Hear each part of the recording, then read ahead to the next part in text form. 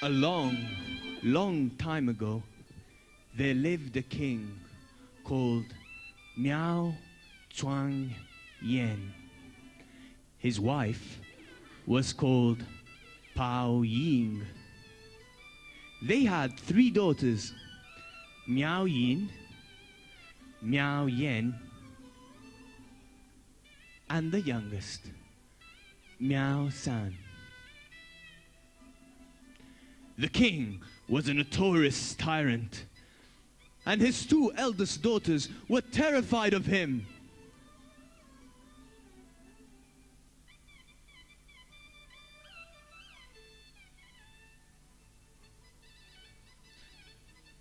But just before the conception of their youngest daughter, Miao Shan, the queen dreamt that she swallowed the moon.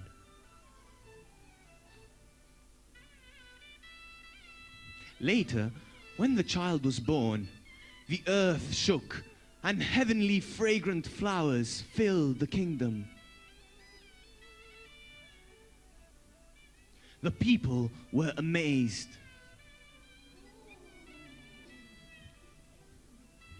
She was born pure and clean. The marks upon her being were the signs of a holy incarnation.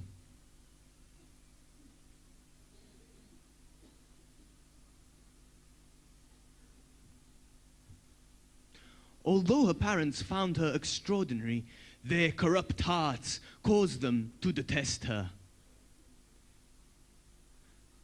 The Bodhisattva grew up with a kind and gentle nature. She dressed modestly and ate only once a day. She was known in the palace as the maiden with the heart of a Buddha. The king did not like this at all and decided to find her a husband.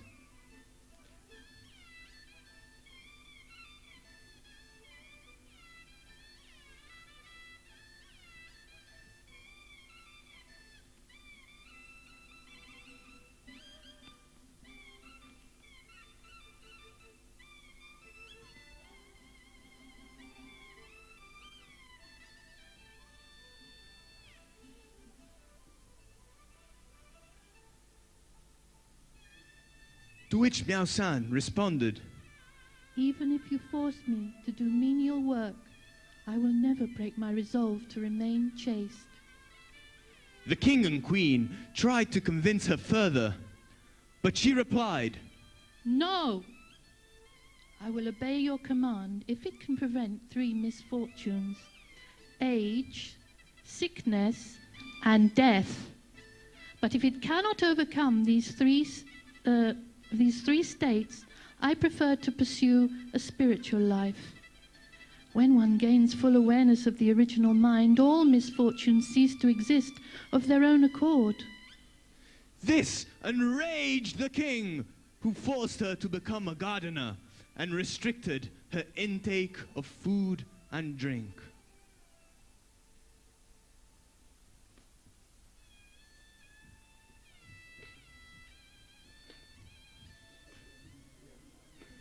The queen and her 2 eldest daughters beseeched the king to allow Miao Shan to follow her religious calling.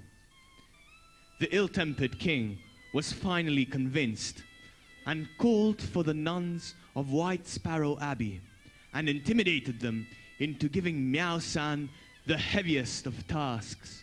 "Luckily, you have my 2 sisters to take care of you. Please don't worry about Miao Shan." The nuns kept ordering her to fetch the wood and water, to work with pestle and mortar, and to tend the kitchen garden. And the nuns kept ordering her to fetch the wood and water, to work with pestle and mortar, and to tend the kitchen garden. In response to her magical hands, the vegetables flourished even in the winter, and a spring welled up beside the kitchen. As time passed by, Miao Shan continued to work wonders. When the king heard about the miracles of the vegetables and spring water, he became furious and sent soldiers to behead her and kill all the nuns.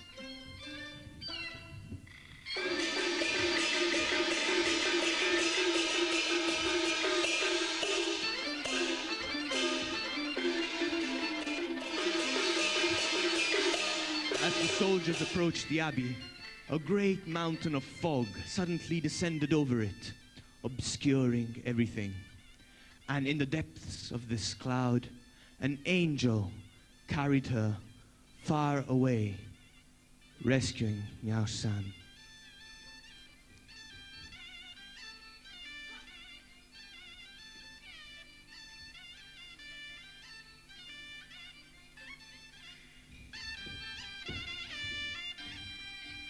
The angel placed her upon Fragrant Mountain, where she dwelt from then on, eating from the trees and drinking from the streams.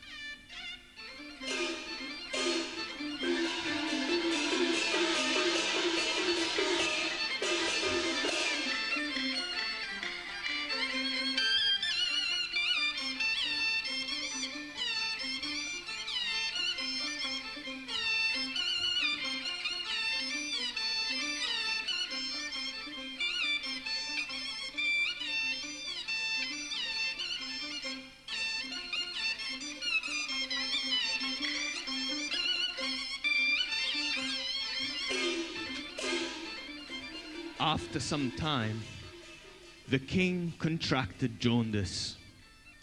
His body became corrupt and festering. He could neither sleep nor eat, and none of the doctors could cure him. As he approached death, a monk appeared, telling him that he knew a cure, but would have to use the eyes and severed arms of someone free from anger. The king had no idea where he could find such a person.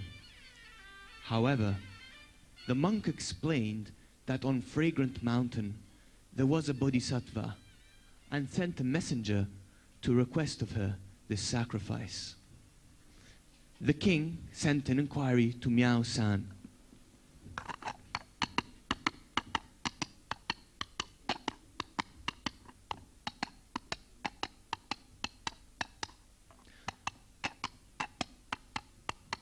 After Miao Shan had received him and heard his request, she said, My father showed disrespect to the three treasures.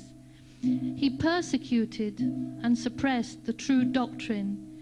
He executed innocent nuns. Normally, this would call for retribution. But then she gladly cut out her eyes and severed her arms, giving them to the envoy. She instructed him to entreat the king to turn towards holiness and to stop being deluded by false doctrines.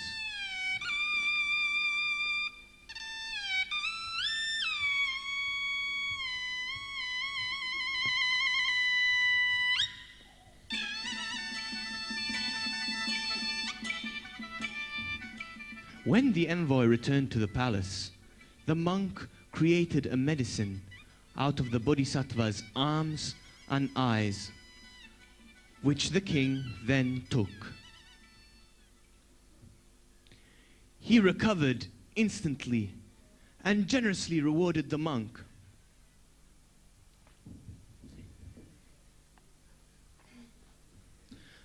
"But why are you thanking me?" asked the monk.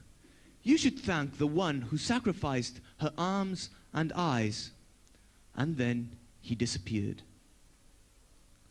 Startled by this divine intervention, the king ordered a coach to take himself, the queen, and their two daughters into the hills to thank the bodhisattva.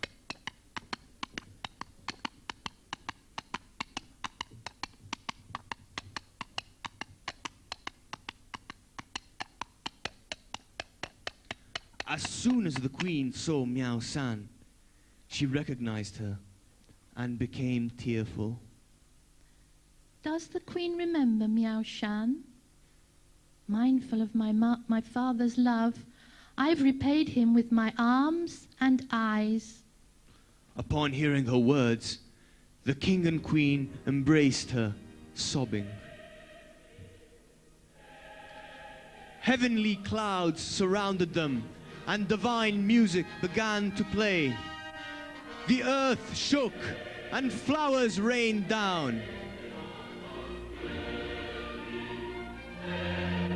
And then, Miao San revealed herself to them in her true form, with 1,000 eyes and 1,000 arms.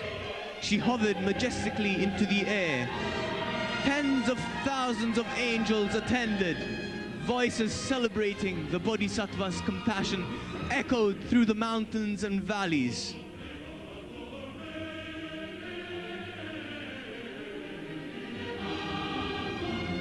Then, in a moment, Miao San returned to her earthly form and solemnly passed away.